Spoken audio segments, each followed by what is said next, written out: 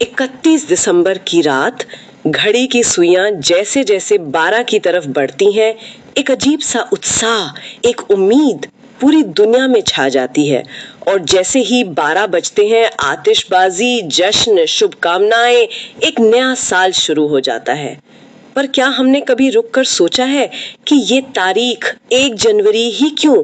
इस तारीख में ऐसा क्या खास है कि पूरी दुनिया एक साथ इसे नई शुरुआत मान लेती है? ये परंपरा आखिर आई कहाँ से? ये एक ऐसा सवाल है जो हम सबसे जुड़ा हुआ है, लेकिन हम शायद ही कभी इसकी गहराई में जाते हैं। हम इसे बस मान कर चलते हैं से ये कोई प्राकृतिक नियम हो। जैसे सूरज पूरब से उगता है, वैसे ही साल 1 जनवरी से शुरू होता है। बिल्कुल। और आज हम इसी मानकर चलने वाली बात पर थोड़ा सवाल उठाएंगे। हमारे पास एक बहुत ही दिलचस्प चर्चा का सार है, जिसमें एक इतिहासकार और एक सामाजिक विश्लेषक नए साल की शुरुआत के पीछे की कहानी की परतें खोल रहे हैं। हमारा मकसद ये समझना है कि जिसे हम नया साल कहते हैं, क्या वो सिर्फ कैलेंडर पर बदलती एक तारीख है, या इसके पीछे कोई गहरा सांस्कृतिक और ऐतिहासिक मतलब भी छिपा है? चलिए इस गुत्थी को सुलझाते हैं। बिल्कुल, चलिए देखते हैं कि ये कहानी हमें कहाँ ले जाती है। ठीक है, तो इस चर्चा में जो सबसे पहली और वो शायद सबसे चौंकाने वाली बात सामने आती है, वो ये है कि 1 जनवरी को नया साल मनाना कोई प्राकृतिक या वैज्ञानिक घटना नहीं है। ये सुनकर थोड़ा झटका सा लगता है, क्योंकि हम तो नए साल को हमेशा से एक नई शुरुआत, एक नए प्राकृतिक चक्र की तरह देखते आए हैं। ये वाकई में चौंकाने वाला है, क्योंकि हमारी जो एक सहज सोच है वो यही कहती है कि इसका संबंध प्रकृति से होगा, शायद धरती के सूरज का चक्कर पूरा करने से या किसी खास खगोलीय घटना से। लेकिन जो सामग्री हमारे पास है वो इस धारणा को पूरी तरह से तोड़ देती है।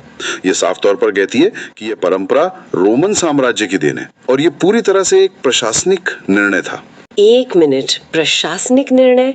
इसका क्या मतलब हुआ? मतलब इसका प्रकृति, विज्ञान या ज्योतिष से कोई लेना देना नहीं था, बल्कि ये सिर्फ सरकारी काम का जैसा कुछ था। किसी सम्राट ने सुबह उठकर बस तय कर लिया कि आज से साल यहीं से शुरू होगा।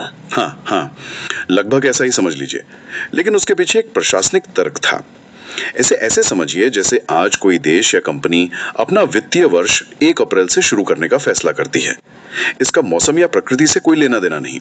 ये सिर्फ हिसाब किताब, बजट और व्यवस्था की सुविधा के लिए है। जो जानकारी हमारे पास है उसके मुताबिक प्राचीन रोम ने भी ठीक यही किया था। 1553 ईसा पूर्व में 1 जनवरी वो दिन तय किया गया था जब उनके सर्वोच्च नागरिक और सैन्य अधिकारी, जिन्हें कॉन्सल्स कहा जाता था, अपना कार्यकाल शुरू करते थे। अच्छा, तो ये कॉन्सल्स के कार्यकाल से जुड़ा था? हाँ, साम्राज्य बहुत बड़ा था और हर जगह एक ही समय पर प्रशासनिक वर्ष शुरू करना जरूरी था, ताकि नीतियां, सैन्य अभियान और कर संग्रह ये सब सुचारू रूप से चल सकें। तो साम्राज्य के कामकाज को सिंक्रोनाइज करने के लिए उन्होंने साल की शुरुआत को ही उस दिन से जोड़ दिया। इसका जश्न मनाने से कोई लेना देना नहीं था। ये पूरी तरह से ब्यूरोक्रेसी और गवर्नेंस से जुड़ा फैसला था। तो इसका मतलब ये हुआ कि इसका मौसम के बदलने, फसलों के उगने, सर्दियों के जाने या वसंत के आने, प्रकृति के किसी भी चक्र से कोई सीधा संबंध नहीं है। दुनिया के कई हिस्सों में तो 1 जनवरी को कड़ाके की ठंड होती है, जब प्रकृति एक तरह से सो रही होती है। बिल्कुल, आपने सही पकड़ा। ये विशुद्ध रूप से एक मानव निर्मित व्यवस्था है, जिसे सिर्फ सुविधा के लिए बनाया गया था। ये एक टॉप डाउन अप्रोच थी, जहां सत्ता ने एक तारीख तय की और सबने उसका पालन किया। प्रकृति में उस दिन क्या हो रहा है, यह अप्रासंगिक था। ये तो सच में सोचने वाली बात है। हम एक ऐसी तारीख को नई शुरुआत का जश्न मनाते हैं जिसका प्रकृति की नई शुरुआत से कोई लेना देना ही नहीं है। लेकिन फिर एक और बड़ा सवाल उठता है, अगर ये सिर्फ रोमन साम्राज्य का एक प्रशासनिक फैसला था, तो ये कैलेंडर पूरी दुनिया में, हर देश में, हर संस्कृति में कैसे फैल गया? रोम का साम्राज्य तो कब का खत्म हो गया और आप समझिए सत्ता के समीकरणों में मिलता है। इस विषय पर सामाजिक विश्लेषक की एक बहुत गहरी और शक्तिशाली टिप्पणी है। वे कहते हैं, असल में जिस सभ्यता की सत्ता रही, उसका कैलेंडर पूरी दुनिया में फैल गया। जिस सभ्यता की सत्ता रही, उसका कैलेंडर फैल गया। ये तो बहुत बड़ी बात है। तो क्या इसका मतलब ये है कि आज हम जो कैलेंडर इस्तेमाल करते हैं, वो सुविधा से ज्यादा इतिहास की सत्ता का प्रतीक है? दोनों का मिश्रण है, लेकिन शुरुआत सत्ता से हुई। ये सिर्फ तारीखों का या समय मापने के एक तरीके का फैलना नहीं था। ये एक संस्कृति, एक दृष्टिकोण और एक विश्व दृष्टि का विस्तार था। जब रोमन साम्राज्य फैला तो उसका प्रशासनिक ढांचा, उसके कानून और उसका कैलेंडर भी साथ साथ फैला। और फिर रोमन साम्राज्य के पतन के बाद यूरोपीय शक्तियों का उदय हुआ, जिन्होंने दुनिया के बड़े हिस्से पर उपनिवेश स्थापित किए। और वे अपने साथ अपना ग्रेगोरियन कैलेंडर लेकर गए। सही कहा। और यहाँ ये जानना दिलचस्प है कि ग्रेगोरियन कैलेंडर भी मूल रूप से जूलियस सीजर के रोमन कैलेंडर का ही एक सुधारा हुआ संस्करण था, जिसे 16वीं शताब्दी में पोप ग्रेगरी 13 ने लागू किया था। तो जड़ें वहीं रोमन थी। यूरोपीय शक्तियों ने व्यापार, शासन और शिक्षा के लिए इसी कैलेंडर का इस्तेमाल किया। धीरे धीरे दुनिया भर के देशों ने वैश्विक व्यापार और कूटनीति में आसानी के लिए इसे अपना लिया। तो 1 जनवरी को नया साल मनाना रोमन साम्राज्य और बाद में यूरोपीय शक्तियों के वैश्विक प्रभाव का एक सीधा जीता जागता सबूत है। ये तो ऐसा है जैसे हम हर दिन अनजाने में इतिहास का एक अध्याय जी रहे हैं। लेकिन ये जो टॉप डाउन व्यवस्था है, ये दुनिया की कई दूसरी संस्कृतियों से कितनी अलग है। खासकर अगर हम भारत की तरफ देखें, जहाँ कैलेंडर जमीन से यानी बॉटम अप तरीके से विकसित हुए लगते हैं। यह तुलना बिल्कुल सटीक है और यहीं पर यह चर्चा बहुत आकर्षक हो जाती है। हमारे पास जो जानकारी है उसके मुताबिक भारत में नया साल किसी एक तय प्रशासनिक तारीख से नहीं बंधा हुआ है, बल्कि ये प्रकृति के संकेतों और लय से गहराई से जुड़ा हुआ है। प्रकृति के संकेत जैसे कि सूर्य और चंद्रमा की गति, ऋतुओं का बदलना और सबसे महत्वपूर्ण फसल का चक्र। यहाँ नया साल तब होता है जब प्रकृति एक नया चक्र शुरू करती है, जब पुरानी फसल कट जाती है और नई फसल बोने का समय आता है, जब पेड़ों पर नई पत्तियां और फूल आते हैं। यह एक जीवंत धड़कता हुआ कैलेंडर है जो हमारे आसपास के वातावरण से बात करता है। और शायद इसीलिए हमारे यहाँ कोई एक नया साल नहीं, बल्कि इतने सारे अलग अलग नववर्ष है। हम अक्सर सुनते हैं चैत्र महीने में विक्रम संवत, महाराष्ट्र में गुड़ी पड़वा, पंजाब में बैसाखी। ये सब अलग अलग समय पर आते हैं। ये असल में क्या दर्शाते हैं? बिल्कुल, और इनका अलग अलग समय पर आना इनकी खामी नहीं बल्कि इनकी खूबी है। ये दिखाता है कि ये परंपराएं स्थानीय मौसम, पर्यावरण और कृषि चक्र से कितनी गहराई से जुड़ी हैं। उदाहरण के लिए पंजाब में बैसाखी रबी की फसल के पकने और कटने का जश्न है। ये सीधे सीधे किसानों के जीवन चक्र से जुड़ा है। महाराष्ट्र में गुड़ी पड़वा और दक्षिण में उगादी ये वसंत के आगमन का प्रतीक हैं, जब प्रकृति कड़कड़ाती ठंड के बाद फिर से जीवन तोड़ती है। पेड़ों पर नई कोपलें फूटती हैं। गुड़ी जो लगाई जाती है वो विजय और समृद्धि का प्रतीक मानी जाती है, जो एक नई शुरुआत का संकेत है। ये सुनकर मुझे अपना बचपन याद आता है, जब घर पर गुड़ी पड़वा की तैयारी होती थी। उस दिन हवा में ही एक नई शुरुआत वाली बात महसूस होती थी।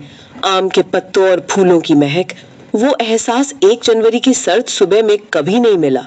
ये वाकई में एक महसूस करने वाला बदलाव था, सिर्फ कैलेंडर पर एक नंबर का बदलना नहीं। आपने बहुत अच्छी बात कही। ये अनुभव पर आधारित है। ये दिखाता है कि संस्कृति किस तरह अपने पर्यावरण के साथ तालमेल बिठाकर विकसित होती है, ना कि उस पर कोई प्रशासनिक तारीख थोपकर। ये लोगों द्वारा प्रकृति को देखकर अपने जीवन के चक्रों के आधार पर अपनी शुरुआत तय करना है। अब यहाँ पर जो सामग्री हमारे पास है, उसमें एक बहुत तीखा और सीधा सवाल उठाया गया है, जो शायद बहुत से लोगों के मन में भी आ रहा होगा। सवाल है, तो क्या भारतीय नववर्ष ज्यादा वैज्ञानिक है? ये एक साहसिक सवाल है और उस चर्चा में इतिहासकार इसका जवाब भी उतनी स्पष्टता से देते हैं। उनका जवाब है खगोलीय दृष्टि से हाँ। खगोलीय दृष्टि से हाँ, मतलब एस्ट्रोनॉमिकली यस। इसे थोड़ा और समझाएंगे, ऐसा क्यों कहा गया? इसका मतलब ये है कि भारतीय कैलेंडर, चाहे वो सौर आधारित हो या चंद्र सौर, वे सूर्य, चंद्रमा और अन्य ग्रहों की वास्तविक अवलोकन योग्य गति पर आधारित हैं। ये खगोलीय घटनाएं सीधे तौर पर पृथ्वी पर जीवन, मौसम और ऋतुओं को प्रभावित करती हैं। उदाहरण के लिए जब हम उत्तरायण या दक्षिणायन की बात करते हैं तो हम पृथ्वी के सापेक्ष सूर्य की वास्तविक स्थिति की बात कर रहे होते हैं। जब हम पूर्णिमा या अमावस्या की बात करते हैं तो ये चंद्रमा की वास्तविक कला है। तो इस अर्थ में ये व्यवस्था एक प्रशासनिक तारीख की तुलना में कहीं ज्यादा वैज्ञानिक आधार रखती है, क्योंकि ये भौतिक ब्रह्मांड के नियमों से जुड़ी है। ठीक है, ये बात समझ में आती है, खगोलीय रूप से ये ज्यादा सटीक है। लेकिन यहाँ मैं थोड़ा डेविल्स एडवोकेट बनना चाहूंगी। आज की वैश्वीकृत दुनिया में जहाँ हम सब एक दूसरे से जुड़े हैं, क्या एक सिंगल प्रशासनिक तारीख ज्यादा व्यवहारिक नहीं है? अगर हर देश और संस्कृति अपना अलग प्रकृति आधारित कैलेंडर इस्तेमाल करने लगे, जो कभी कभी थोड़ा बहुत बदल भी सकता है, तो क्या इससे वैश्विक व्यापार, संचार और योजना बनाने में बहुत बड़ी गड़बड़ी नहीं हो जाएगी? ये एक बहुत ही जायज और जरूरी सवाल है और यहीं पर सामाजिक विश्लेषक एक बहुत ही गहरा और संतुलित बिंदु उठाते हैं। वो कहते हैं समस्या 1 जनवरी मनाने में नहीं है, समस्या अपने नववर्ष को भूलने में है। मतलब दिक्कत एक को अपनाने में नहीं बल्कि दूसरे को भुला देने में है। बिल्कुल। विश्लेषक का तर्क है कि आज की दुनिया में 1 जनवरी को मनाना एक सामाजिक और व्यावसायिक जरूरत है। हम एक वैश्विक प्रणाली का हिस्सा हैं और उसके साथ तालमेल बिठाना जरूरी है, दसाप ने कहा।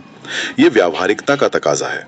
लेकिन ऐसा करते हुए अगर हम अपनी उन परंपराओं को भूल जाएं जो हमें हमारी जड़ों, हमारी मिट्टी और हमारी प्रकृति से जोड़ती हैं, तो ये एक बहुत बड़ी सांस्कृतिक क्षति है। यह आधुनिकता को अपनाने और अपनी जड़ों को संरक्षित करने के बीच संतुलन का सवाल है। तो ये एक आइदर और वाली स्थिति नहीं है बल्कि बोथ हैंड वाली होनी चाहिए।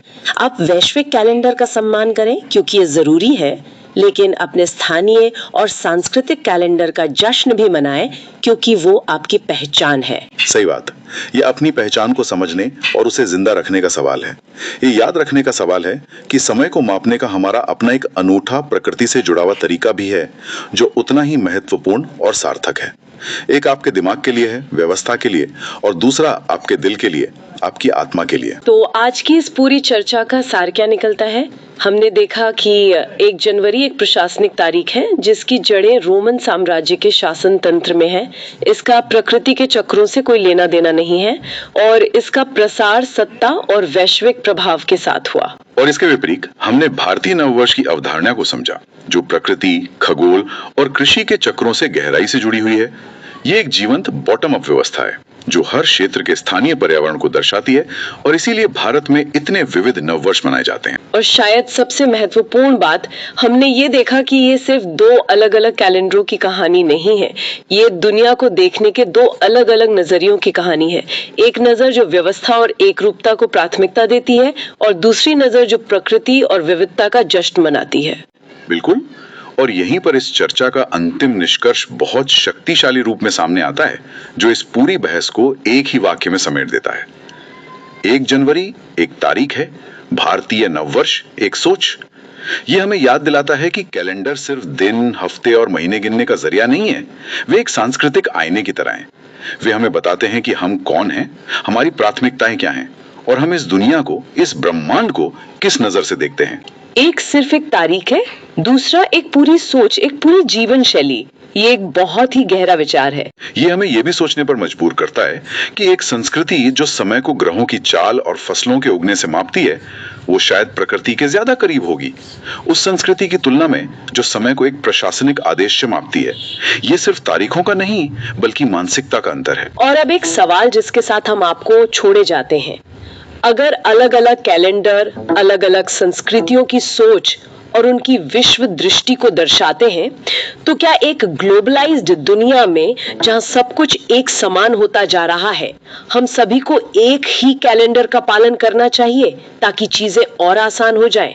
या फिर हमें अपनी सांस्कृतिक विविधता का जश्न इन अलग-अलग कैलेंडरों के माध्यम से मनाते रहना चाहिए, भले ही उसमें थोड़ी असुविधा क्यों ना हो?